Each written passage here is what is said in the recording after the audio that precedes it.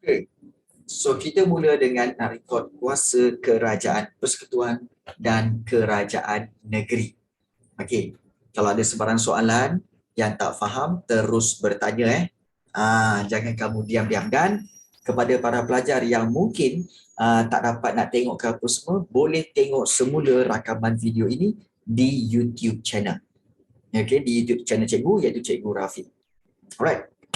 So, kita lihat tentang kuasa kerajaan persekutuan dan kuasa kerajaan negeri. Okey.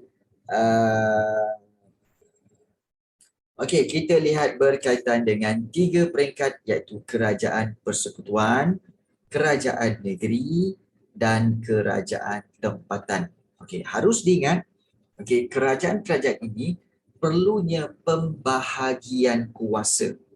Okey. Dalam perlembagaan persekutuan. Perlembagaan persekutuan kita tahu adalah undang-undang, satu set undang-undang persekutuan. Perlembagaan persekutuan memperuntukkan kuasa yang khusus, maknanya kuasa yang kita kata khas untuk kerajaan persekutuan dan juga kerajaan negeri yang meliputi sama ada kuasa perundangan ataupun juga kuasa pemerintahan. Maksudnya, kuasa perundangan ni maknanya kuasa untuk buat undang-undang sendiri. Buat undang-undang untuk persekutuan, buat undang-undang untuk negeri. Dan juga pemerintahan pun berbeza. Pemerintahan persekutuan dan pemerintahan negeri. So dia ada 2 set kerajaan persekutuan dan kerajaan negeri yang ada perbezaan banyak. Namun dibahagikan kuasa dia, pembahagian kuasa ini, apa tujuan dia? Tujuan dia untuk licinkan perjalanan sistem persekutuan serta elakkan permasalahan. Maknanya elak masalah antara kedua-dua peringkat kerajaan. Maknanya nak elak masalah antara kerajaan persekutuan dengan kerajaan negeri. Tak nak ada bertelagah. Ataupun kita kata overpower ke kan. Kita tak nak macam tu. Jadi peruntukan kuasa yang lebih besar, untuk kuasa yang lebih besar, biasanya akan diberikan kepada peringkat persekutuan lah. Untuk mewujudkan kerajaan persekutuan yang kuat bagi menjamin kestabilan dan juga kemajuan negara. Namun, tiada peruntukan kuasa yang khusus kepada kerajaan tempatan. Namun, kerajaan tempatan ini diletakkan di bawah kuasa kerajaan negeri. Baik, apa itu kerajaan tempatan? Nanti kita akan tengok. Okey, so kalau kita lihat gambar-gambar ni, Kompleks Perdana Putra ini adalah pusat pemerintahan bagi kerajaan persekutuan. Masjid Putrajaya, Istana Kehakiman, pusat kehakiman negara kita, Kementerian Keuangan, Kementerian Luar Negeri. Ini semua adalah berkaitan dengan dengan kerajaan persekutuan. Pusat pentadbiran kerajaan persekutuan negara kita ni, dulu pusat pentadbiran kita adalah di Kuala Lumpur. Tetapi kemudian telah berpindah ke Putrajaya pada tahun 1999. Dan Putrajaya ini diisytiharkan oleh Tun Dr. Mahathir, iaitu Perdana Menteri Malaysia yang keempat. Dan ini bertujuan untuk mewujudkan sebuah pusat pentadbiran kerajaan persekutuan yang lebih sistematik. Kenapa dia pindah? Sebab waktu itu KL, Kuala Lumpur semakin sesak. Dengan pembangunan, dengan pertambahan penduduk. Jadi sukar untuk menjalankan pentadbiran dengan baik di kawasan yang sesak seperti Kuala Lumpur ni. Jadi, pada tahun 2000, Kerajaan Negeri Selangor dan Kerajaan Persekutuan menandatangani perjanjian untuk menjadikan Putrajaya sebagai sebuah wilayah persekutuan.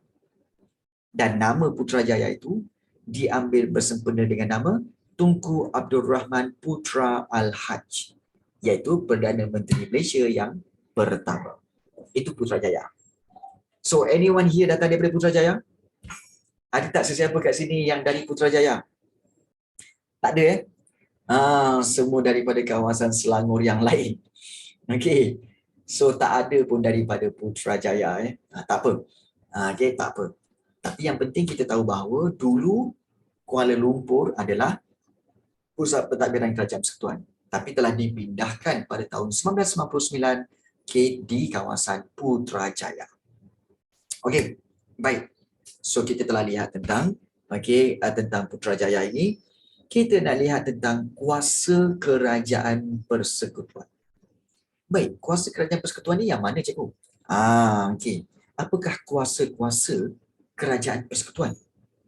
Baik, pada peringkat persekutuan ya, institusi yang mempunyai kuasa. Baik, di peringkat persekutuan, kuasa untuk membuat undang-undang di seluruh Malaysia, bagi seluruh Malaysia ialah Parlimen. Itu confirm. Parlimen yang akan buat kuasa. Ada kuasa untuk buat undang-undang. So, kuasa pemerintahan kerajaan persekutuan ini meliputi perkara yang termaktub ataupun tertulis dalam perlembagaan persekutuan, dan kuasa pemerintahan itu dalam perlembagaan persekutuan dipanggil sebagai senarai persekutuan. Senarai persekutuan, dia akan explain, dia akan jelaskan tentang apakah kuasa-kuasa kerajaan persekutuan yang luas, meliputi apa tahu, skop kepentingan nasional, berangkumi semua aspek perkhidmatan berhubung dengan pentadbiran negara. Okey, dan antara yang terkandung dalam senarai persekutuan ni, maknanya apakah kita kata bidang kuasa persekutuan, iaitu merangkumi yang pertama, hal ehwal luar negeri. Hubungan luar negeri antara Malaysia dengan negara-negara lain itu adalah di peringkat persekutuan. Kemudian yang kedua, pertahanan. Maknanya kalau nak jaga keselamatan negara kita ni, itu bidang kuasa pusat ataupun persekutuan. Nak beli senjata ke, nak beli kapal selam ke, kapal jet pejuang ke kan, untuk pertahanan, itu adalah urusan kerajaan persekutuan. Keselamatan dalam negeri juga adalah bidang kuasa persekutuan. Pentadbiran keadilan, kewarganegaraan juga itu adalah bidang persekutuan. Keuangan bidang persekutuan. Perhubungan dan pengangkutan juga bidang persekutuan. Okey, perhubungan dan pengangkutan ni melibatkan macam JPJ, okey, Jabatan Pengangkutan Jalan, okey, itu bidang persekutuan. Okey, kamu nak ambil lesen. Cikgu yakin ramai di antara kamu lepas SPM ni nak ambil lesen kereta, betul? So, kalau nak ambil lesen kereta, kamu tak boleh berurusan dengan pejabat-pejabat di kerajaan negeri, tak boleh. Dia kena berurusan dengan JPJ, dan Jabatan Pengangkutan Jalan itu adalah bidang kuasa persekutuan. Dan juga pelajaran serta perubatan dan kesihatan. So, pelajaran juga adalah dalam bidang kuasa Kementerian Pelajaran ataupun di peringkat persekutuan. Kamu tak boleh pergi ke pejabat kerajaan negeri tanya tentang pelajaran, tak boleh. Sebab itu bukan bidang kuasa dia. Bidang kuasa pelajaran terletak pada persekutuan. Begitu juga perubatan dan kesihatan. Urusan-urusan hospital, perkara-perkara berkaitan perubatan. Contohnya macam apa tahu? Macam pengambilan vaksin, vaksin COVID-19 tu kan. Itu urusan kerajaan negeri ke kerajaan persekutuan? Kerajaan persekutuan. Kerajaan persekutuanlah yang telah membeli vaksin banyak-banyak dan juga memberi kepada rakyat secara percuma untuk dapatkan vaksin. Dos pertama, dos kedua, kemudian dos penggalak ataupun booster. Itu semua adalah urusan kerajaan persekutuan. Baik, nak tanya kat sini lah. Is there anyone here yang masih lagi tak dapat vaksin? Tak ambil vaksin? Is there anyone here yang tak ambil vaksin? Semua ambil vaksin okey. Tak ada dan semua ambil booster Ada ambil booster okey, baik. Okey. So itu mengikut arahan kerajaan lah untuk mengambil vaksin dan sebagainya. Booster belum? Okey. So tak apa. Baik. So itu kuasa kerajaan persekutuan. Dan kompleks Seri Perdana Okey, kalau kita lihat di sini kompleks seri perdana adalah kediaman rasmi Perdana Menteri. Ingat kediaman rasmi Perdana Menteri ini bermaksud sesiapa juga yang menjadi Perdana Menteri dia akan tinggal di kompleks Seri Perdana. Tetapi apabila Perdana Menteri itu ditukar kepada orang lain, maka Perdana Menteri yang lama itu kena keluarlah. Kemudian dimasukkan pula Perdana Menteri yang baru. Itu kediaman rasmi Perdana Menteri. Bukan kediaman rasmi Muhyiddin Yassin ke, kediaman rasmi Ismail Sabri ke, bukan. Dia sesiapa yang menjadi Perdana Menteri, dia akan tinggal di situ. Besar memang besar. Dia banyak nanti kena keluarkan lah. Benar. Tak, sebenarnya barang-barang di kompleks Seri itu adalah barang-barang yang memang akan kekal kat situ. Barang-barang tu dah memang sedia ada, fully furnished. Ya, itu rumah. Itu rumah. Kompleks Seri itu rumah. Itu rumah. Macam istana kan. Rumah Perdana Menteri. Jadi rumah Seri Perdana ni memang perabot dia memang sedia ada. Fully furnished. So bila dia orang masuk, Perdana Menteri masuk, bawa keluarga dia sekalian apa semua. So dia tinggal di situ selama dia memerintah. Bila dia habis memerintah, dia keluar daripada kompleks Seri Perdana ni, digantikan dengan orang lain. So segala furniture dan bagai apa semua tu yang memang kompleks Seri Perdana punya, maka dia tak boleh bawa keluar. So Perdana Menteri seterusnya akan guna pakai.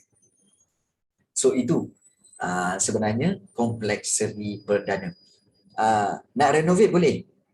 Kalau ada PM nak renovate boleh. Nak renovate boleh, tapi lepas tu bila dia keluar, dia tak boleh bawa keluar lah. Maknanya renovation tu memang untuk kebaikan Perdana Menteri seterusnya lah. Yang akan memerintah menjadi Perdana Menteri. Dia begitu. Yes. Baik. Kalau masa dia masuk, dia tambah furniture, boleh bawa keluar. Ya, kalau furniture tu dia bawa sendiri, maknanya dia punya, memang dia akan boleh bawa keluar. But then, Perdana Menteri dia orang kaya-kaya. Kalau dia orang masuk pun, dia orang nak bawa ke furniture masing-masing. Tak payah. Tak payah. Furniture yang ada pun dah penuh. Kan? Yang belah banyak. Korang tengok rumah dia macam istana kot. Takkan nak tambah furniture lagi. Kan? Furniture yang ada pun dah cukup. Baik. Kemudian yang ini adalah Istana Melawati, iaitu istana yang di Pertuan Agong. Kemudian juga ada Jambatan Seri Wawasan, Pusat Konvensyen Antarabangsa Putrajaya dan juga Kompleks Setia Perdana untuk jabatan-jabatan. So memang banyaklah jabatan yang ada di kawasan Putrajaya ini. So itu adalah kita katakan sebagai kawasan. Istana Melawati ke? Ya, betul. Agong pun kena. Agong pun akan tinggal di Istana Melawati. Dan Agong pun sama. Habis dia punya 5 tahun tu, dia menjadi memerintah jadi Agong kan. Dia balik semua ke istana di negeri dia. So Istana Melawati ni akan dikosongkan dan diberikan pula kepada Agong yang seterusnya. Begitu. Dekat tempat yang disediakan. Of course lah. Of course. Perdana Menteri dan Agong kena tinggal dekat tempat yang disediakan supaya memudahkan untuk berurusan. Dan Istana Melawati serta juga Kompleks Seri Perdana ni, kedua-dua ini berada di kawasan Putrajaya. Jadi, bila Agong, Perdana Menteri, menteri-menteri semua ada di kawasan Putrajaya, senang untuk berurusan. Just bayangkan kalau katakan pusat pentadbiran ada di Putrajaya, tapi Perdana Menteri tinggal di KL. Agong pula tinggal di Kuantan. Paham? Sebab sekarang ni Agong kan Sultan Pahang kan. Jadi, kalau nak buat urusan susah. Nak kena berurusan sampai ke Kuantan lah, kemudian nak pergi KL lah bagai kan. Jadi, sekarang tempatkan di satu Putrajaya. Jadi sebab itu disediakan tempat kediaman bagi Perdana Menteri dan juga Agong. Itu tujuan dia. Memudahkan urusan pentadbiran.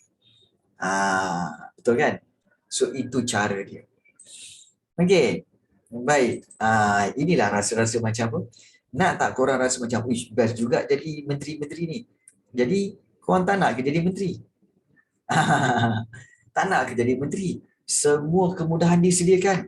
Rumah diberi, gaji, kemudian juga ada maid dan sebagainya. Ya, pastikan boleh ke? Kalau mereka ada kediaman sendiri dan tak nak duduk di tempat yang disediakan, boleh ke?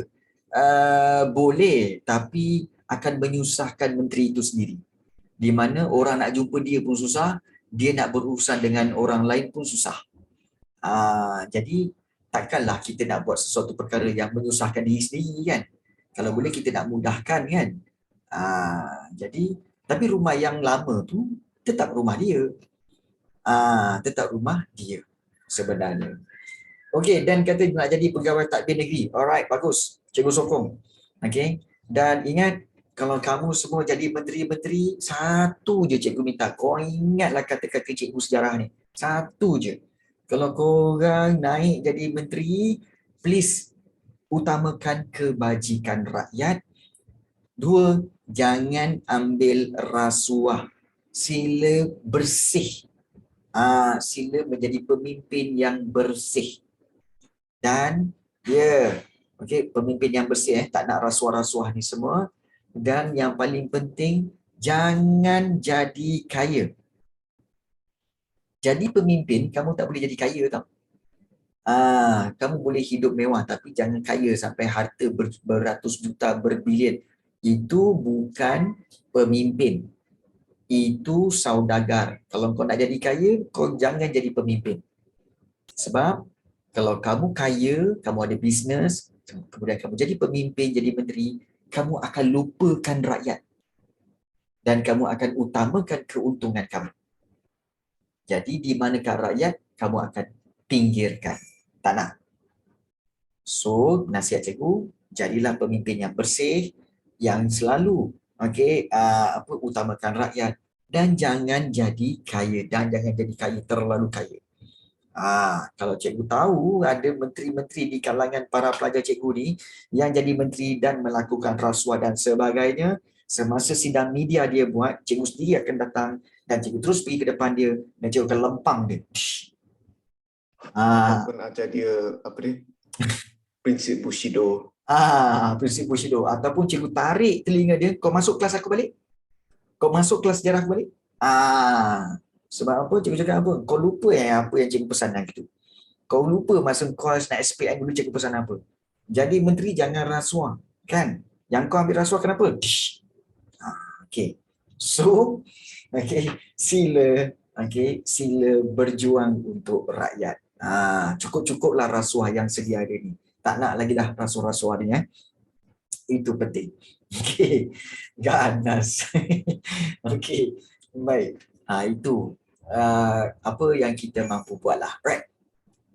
Kita dah tengok tentang kuasa kerajaan persekutuan. So sekarang kita nak tengok tentang kuasa kerajaan negeri. So kerajaan negeri ni maksudnya kerajaan negeri-negeri yang ada. Okey, ada lebih kurang 13 buah negeri. Rumah tu ada peraturan ke? Ya, orang yang duduk dalam rumah tu confirm ada peraturan dia tertentu lah. Ada peraturan dia tertentu. Baik, kuasa kerajaan negeri. Setiap negeri di Malaysia ada Dewan Undangan Negeri. Ya, Dewan Undangan Negeri yang kuasa dia untuk menggubal undang-undang bagi negeri dia sendiri. Bagi negeri dia sendiri ada undang-undang dan undang-undang negeri itu dibuat di Dewan Undangan Negeri. Dan kuasa pemerintahan kerajaan negeri ini meliputi perkara-perkara yang telah termaktub dalam Perlembagaan Persekutuan sebagai senarai negeri.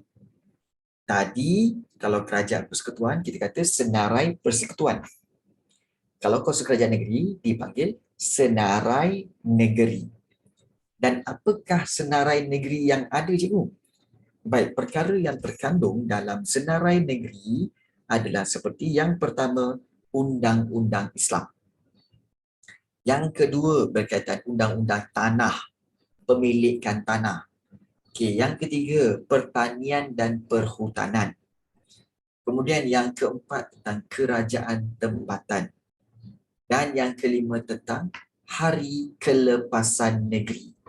Kalau kamu nak tahu, hari kelepasan negeri ini maksudnya adalah hari cuti umum bagi negeri tersebut. Cuti umum bagi negeri tersebut. Sebab itu dalam negara kita, ada sesetengah negeri cuti sekolah hujung minggu bermula hari Jumaat. Betul tak? Contohnya macam Kedah, contohnya macam Johor, Kelantan. Mereka akan bercuti bermula hari Jumaat. Jumaat dan Sabtu cuti. Hari Ahad sekolah. Bagi negeri-negeri lain seperti Selangor, Perak, Negeri Sembilan, Pahang, Melaka, cuti bermula pada hari Sabtu dan Ahad. Kerja mula pada hari Isnin. Jadi di sini macam mana boleh berbeza tu cikgu? Kerana itu memang bidang kuasa negeri masing-masing. Hari apa yang dia nak letakkan itu terpulang kepada negeri masing-masing. Baik, selepas tu ada yang kata lepas dah buat undang-undang dekat Dewan Undangan Negeri, undang-undang tu kena bawa dekat Agong kan cikgu? Tak. Di peringkat negeri, undang-undang itu hanya dibawa ke peringkat sultan saja. Maknanya Dewan Undangan Negeri akan buat undang-undang itu semua, kemudian dia akan persembahkan kepada sultan negeri tersebut. So sultan negeri akan tengok, proceed. Perkenankan. Dan diorang boleh jalankan. Sebab ini adalah undang-undang peringkat negeri je. So diorang akan report kepada kuasa tertinggi negeri itu, iaitu sultan. Itu beza dia. Kalau undang-undang persekutuan dibuat di parlimen, memang kena bagi tahu Agong dulu supaya Agong proceed, supaya Agong approve. Tapi kalau di peringkat negeri, yang approvekan undang-undang itu adalah sultan negeri tersebut. Boleh faham Danisha? Itu perbezaan kuasa undang-undang antara persekutuan dan juga negeri. Hari kelepasan negeri ni ialah hari cuti. Hari cuti. Hari cuti. Saya tertanya kenapa kalau ada Agong atau Sultan punya birthday kita dapat cuti. Saya suka je cuti. Itu kan birthday Sultan. Birthday Sultan sudah tentulah. Contohnya birthday Sultan Selangor. Birthday Sultan Selangor maknanya negeri apa yang cuti? Negeri Selangor lah. Selangor sahaja yang cuti. Tapi kalau birthday Agong, maknanya seluruh negeri persekutuan akan cuti. So memang macam tu. Cuti kan, cuti pemerintah kot. Baik. So ada yang tanya, cikgu, ulang yang soalan Danisha tu tadi cikgu. Soalan Danisha dia kata, lepas buat undang-undang dekat Dewan Undangan Negeri, undang-undang tu kena bawa dekat Agong kan? Salah. Kalau dekat Agong tu ialah persekutuan. Ya. Ya. Say bye. Bye. Bye. Bye.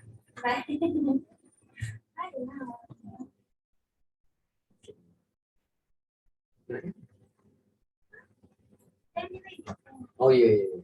Okey lah.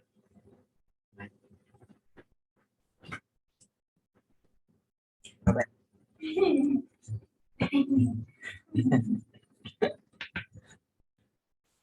Siapa dulu?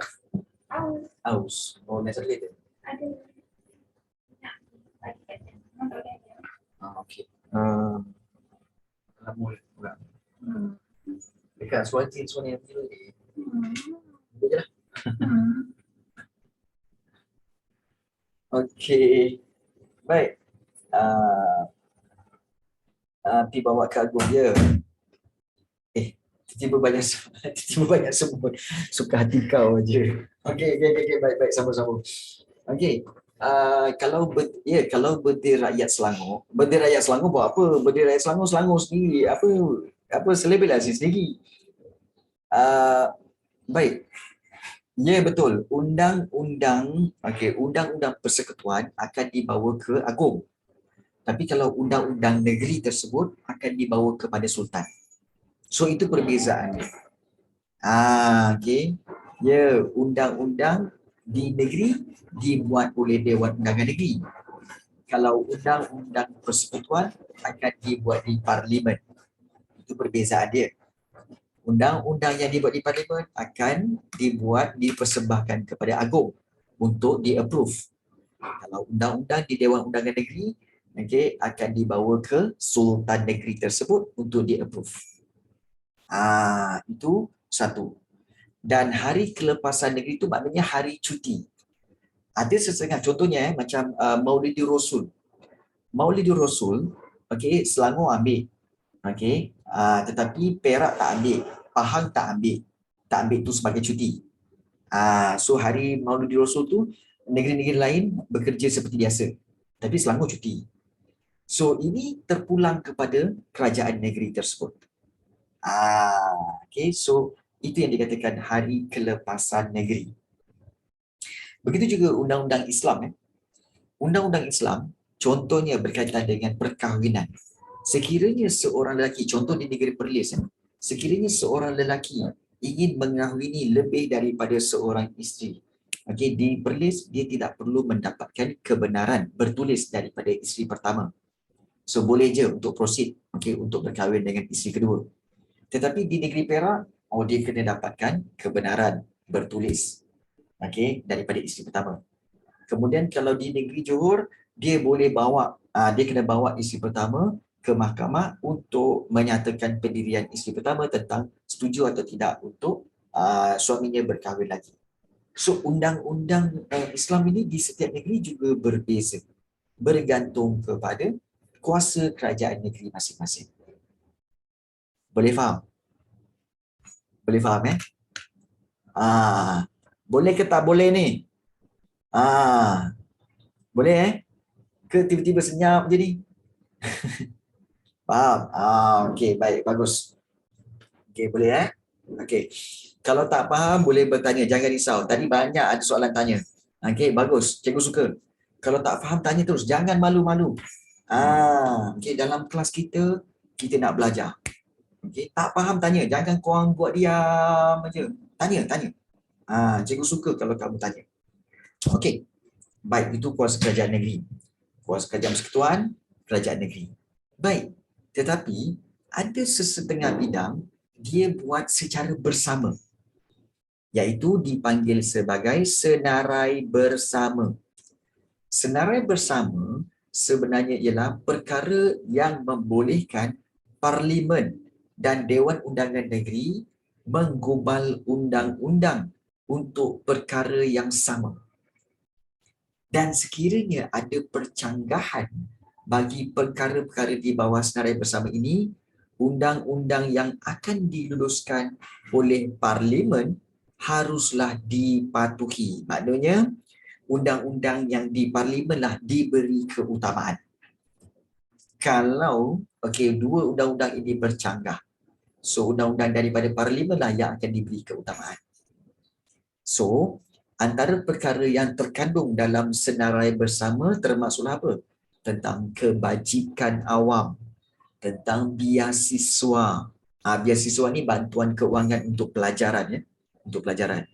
Perlindungan haiwan liar dan taman negara. Ini memang dibuat secara bersamalah. Perancangan bandar dan luar bandar, kesihatan awam, kebersihan dan pencegahan penyakit. Sebab itu, kalau kita lihat semasa COVID-19 dulu, kerajaan persekutuan akan membekalkan vaksin kepada kerajaan negeri. Kerajaan negeri kena sediakan tempat-tempat untuk pengambilan vaksin. So di sini kita nampak bahawa adanya kerjasama antara kerajaan persekutuan dengan kerajaan negeri. Nampak ada kerjasama berkaitan dengan pemvaksinan semasa COVID-19 dulu. Itu dia. Kemudian kebudayaan dan sukan serta juga perumahan. Ini juga adalah dalam kategori senarai bersama. Maknanya sama-sama buat. Sama-sama buat. Dan undang tu ya, undang pasal negeri. Cikgu, maksudnya kerajaan buat undang-undang untuk negara dan negeri boleh buat undang-undang pasal negeri. Pasal negara sama ke cikgu? Tak. Dia sebenarnya macam ni. Kerajaan persekutuan akan buat undang-undang untuk negara. Kerajaan negeri akan buat undang-undang untuk negeri itu sahaja. Okay, untuk negeri itu sahaja. Tetapi dalam senarai bersama, mereka akan buat kedua-dua undang-undang ini secara bersama. Dalam senarai bersama, kerajaan persekutuan dan kerajaan negeri akan buat undang-undang pasal perkara yang sama. Ya, pasal perkara yang sama, iaitu kebajikan awam, biasiswa, perancangan bandar, kemudian kesihatan awam, kebudayaan dan sukan, serta perumahan. Ya, itu yang dikatakan senarai bersama, maknanya mereka buat undang-undang untuk perkara yang sama. Sebab tu kalau kamu lihat, senarai persekutuan dengan senarai negeri dengan senarai bersama, dia memang berbeza. Tak sama antara tiga-tiga ni. Dia tak sama. Dia tidak sama. Okay. So, dia ada bidang masing-masing. Baik. Pada tahun 1963, apabila Sarawak dan Sabah menyertai Malaysia, maka ada peruntukan tambahan bagi Sarawak dan Sabah. Peruntukan tambahan bagi Sarawak dan Sabah sebab special case lah Sarawak dan Sabah ni. Kerajaan negeri Sarawak dan Sabah akan diberi kuasa tambahan bagi menyesuaikan kemasukan negeri berkenaan dalam Persekutuan Malaysia. Dan antara tambahan kepada senarai negeri ini bagi Sarawak dan Sabah termasuklah undang-undang dan adat anak negeri. Serta mahkamah anak negeri dan juga kereta api di Sabah. Kenapa dia orang kena buat macam ni, cikgu? Sebab Sabah dengan Sarawak berbeza daripada tanah Melayu ataupun Semenanjung Malaysia. Semenanjung Malaysia, suku kaum dia hanya ada Melayu, Cina, India, orang asli, Sikh, dan sebagainya. Tapi kalau di Sabah Sarawak ada suku-suku kaum yang lebih banyak. Melanau, Kayan, Kelabit, Iban, Kadazan, Bidayuh. Jadi mereka perlu undang-undang dan adat yang berbeza daripada Semenanjung Tanah Melayu.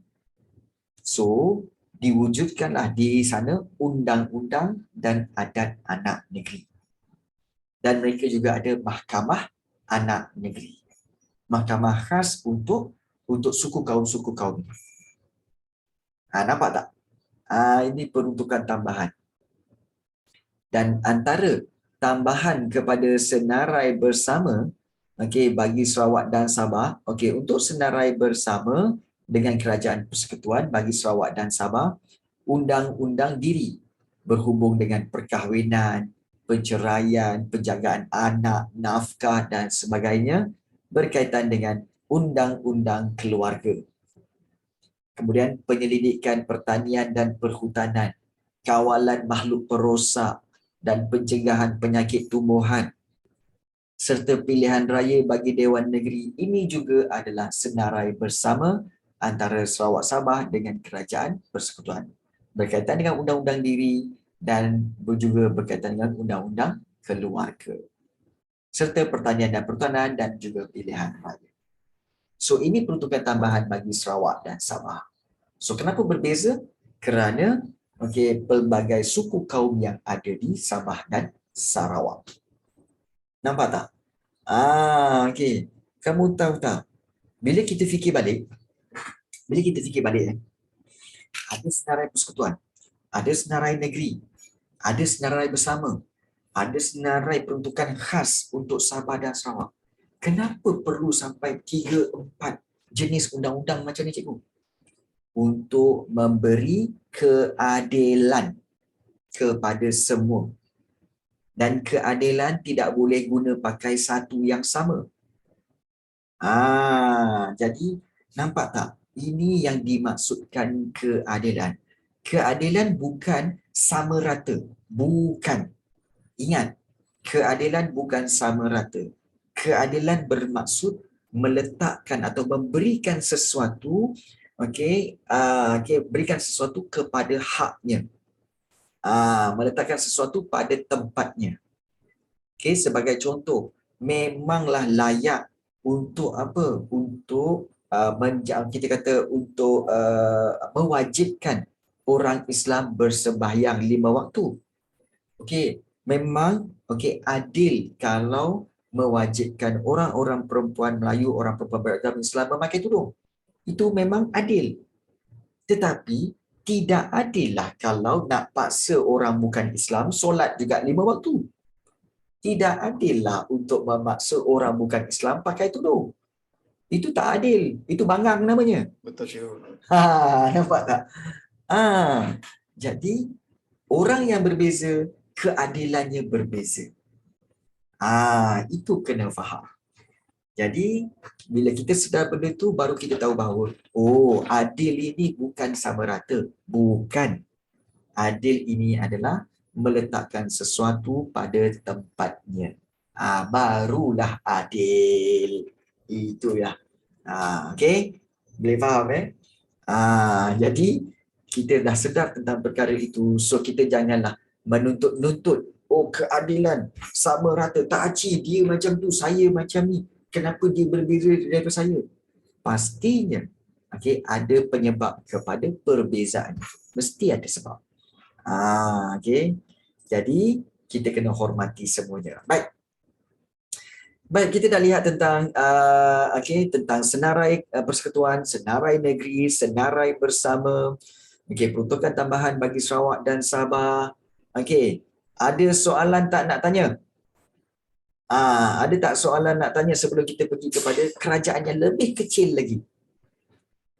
Tak ada kalau tak ada, kita akan pergi kepada kerajaan yang lebih kecil lagi, iaitu kerajaan tempatan. Baik, apa itu kerajaan tempatan tu cikgu sebenarnya? So kita yang tahu kerajaan persekutuan, kerajaan negeri, tapi kerajaan tempatan ni apa? Kerajaan tempatan ini kerajaan peringkat ketiga, maknanya persekutuan, negeri, tempatan. Maknanya peringkat ketiga lah. Yang diberi kuasa untuk apa? Mentadbir dan melaksanakan tanggungjawab dalam sesebuah kawasan tempatan atau daerah kecil yang telah diwartakan. Maknanya dia diberi kuasa untuk mentadbir kawasan yang lebih kecil. Dan kerajaan tempatan kebiasaannya lebih dikenali sebagai pihak berkuasa tempatan ataupun PBT dan berada di bawah bidang kuasa kerajaan negeri. Baik, kalau kamu nak faham kerajaan tempatan ini, fungsi dia adalah perantara ataupun middleman antara kerajaan negeri dengan rakyat. Middleman perantara antara kerajaan negeri dengan rakyat, serta peranan dia, function dia paling penting ialah memberikan perkhidmatan, servis kepada penduduk-penduduk setempat. So, fungsi kerajaan tempatan ini telah digariskan oleh Akta Kerajaan Tempatan 1976, merangkumi semua jenis kerajaan tempatan. Apa yang dimaksudkan kerajaan tempatan itu ialah Majlis Bandaraya, Majlis Perbandaran dan juga Majlis Daerah. So bila kamu tengok majlis-majlis perbandaran, majlis bandaraya, majlis daerah kan, itulah dia kerajaan tempatan. Baik, sebelum kita meneruskan, sila tuliskan dalam Zoom chat sekarang, rumah kamu di bawah majlis apa? Tuliskan. Majlis Perbandaran apa? Kalau Ampang Jaya, tulis Majlis Perbandaran Ampang Jaya. Kalau di bawah Shah Alam, boleh tulis Majlis Bandaraya Shah Alam. Okey. DFTH, MBSA, bagus. Yang lain-lain, semua, cikgu nak semua tulis. Semua orang tulis dia punya kerajaan tempatan dia. DFTH, MBSA, Khairina, MBSA. Dan Majlis Perbandaran Wang Semaju. Ada Majlis Perbandaran Wang Semaju? Engkau bukan Kuala Lumpur ke? Kalau Kuala Lumpur bukan DBKL ke? Dewan Bandaraya Kuala Lumpur. Is it? Kan? Okey, Danisha, Majlis Perbandaran Kuala Langat. MBSA. Zaid, dia ke MBSA? Okay, Sarjana Utama di bawah MBSA, kan? Bukan di bawah Kuala Selangor ke? Oh, Tai Kim Ming, Majlis Perbandaran Ipoh. Oh, okey. So, Tai Kim Ming orang Ipoh. Okey. Bukan Majlis Perbandaran Majlis Daerah Kuala Selangor ke, Zaid? Okey. Danisha Kuala Langat. Danisha, kamu stay mana? Kajang okey. Okey. So, kita ada kawan kita iaitu Haziq. Dia kata dia Majlis Perbandaran Gua Musang, Kelantan. Ui, Gua Musang, Kelantan kau. Aisyah Adriana, Majlis Perbandaran Ampang Jaya. Icha, Majlis Perbandaran Kota Baru. Majlis MP Majlis Perbandaran. Oh, okey, Danisha. MBKS. Apa pula MBKS? B tu Bandaraya. Kuala Selangor bukan Bandaraya. Kau ni, dia daerah. So MDKS, Majlis Daerah Kuala Selangor. Zaim kau ni. Ya, Icha, Majlis Perbandaran Kota Baru. Icha daripada Kelantan. Majlis Perbandaran Kota Baru. Terbaik. Okey. So, bila kita kenal, Majlis Bandaran, Dewan Bandaraya, Majlis Daerah. Daripada situ kita tahu bahawa, siapa lagi? Bahawa semua, yang kita tahu tadi tu, Majlis Perbandaran tu semua, itulah dia kerajaan tempatan. Dan apakah tugas kerajaan tempatan? Tugas kerajaan tempatan adalah ini dia. Ini dia fungsi kerajaan tempatan. Iaitu menyediakan perkhidmatan pembersihan. Baru-baru ini jadi isu iaitu mungkin siapa tadi ya? Tay Kian Ming. Just nak tanya. Tay Kian Ming, baru-baru ni di Ipoh ada isu ni sampah iaitu ada Majlis Perbandaran dia tak ambil sampah. So sampah terlalu banyak di kawasan Ipoh, betul? Dan betul. Thank you Amin. Dan cikgu faham bahawa itu akibat daripada kekurangan pekerja yang mengutip sampah. Jadi pada waktu inilah baru kita tahu bahawa penting ada orang-orang yang bekerja sebagai tukang sapu sampah dan kutip sampah. So please remember, jangan kita hina orang-orang yang naik lori sampah, ambil sampah rumah kita. Kena ingat, tanpa mereka, rumah kita akan busuk, tak ada orang nak ambil sampah kita. So respect juga mereka sila hormati mereka. Kerana tanpa mereka, rumah kita nanti penuh dengan sampah. So menyediakan perkhidmatan pembersihan. Yang kedua, mengeluarkan lesen dan kawalan penjaja. Baik, penjaja maksudnya peniaga. So kalau kamu nak berniaga, kena mohon kepada Majlis Perbandaran untuk dapatkan lesen perniagaan. So tak bolehlah buka-buka aja kan. Buka gerai, buka kanopi apa semua. Jom kita berniaga nasi lemak apa semua. Kan? Yang cikgu geramnya, orang-orang kita ni, bila dia pasang je, kanopi, kemudian start berniaga kan. Kemudian tiba-tiba datang Majlis Perbandaran. So Majlis Perbandaran kata, mana lesen? Tak ada lesen. Terus keluarkan saman, patu rampas barang semua kan. Kemudian peniaga kata apa? Inilah dia Majlis Perbandaran, tak nak bantu orang kita untuk berniaga. Halo, kau berniaga tak ada lesen, kau jangan marah orang. Kau sendiri berniaga tak ada lesen. Kemudian kata, Majlis Perbandaran tak nak bantu rakyat untuk berniaga lah. Kau sendiri yang berniaga tanpa lesen, tak mohon lesen, kan? Jadi kau yang langgar undang-undang, janganlah kata orang lain yang tak bantu kau, kan? So bagi cikgu, semuanya kena ikut undang-undang. Kalau berniaga ni tak ikut undang-undang, silap-silap hari bulan, semua orang akan berniaga di semua simpang 4. Apa yang akan berlaku kalau semua orang berniaga di simpang 4 di junction? Sebab kita tahu junction ramai orang, betul tak? Banyak kereta lalu. So, pastinya semua orang akan cuba nak berniaga di junction. Apa yang akan berlaku kalau semua orang berniaga di junction? Okey. Akan berlaku kesesakan, kemalangan. Sebab apa semua orang akan berhenti kat tepi junction tu nak beli barang, nak beli makanan apa semua kan. Kan situ ramai orang. Jadi akan menyebabkan kesesakan. Okey. Oish. Okey. Venus. Okey. Wow, ini satu isu yang berat ni. Okey. Ada yang bertanya. Okey, sekejap.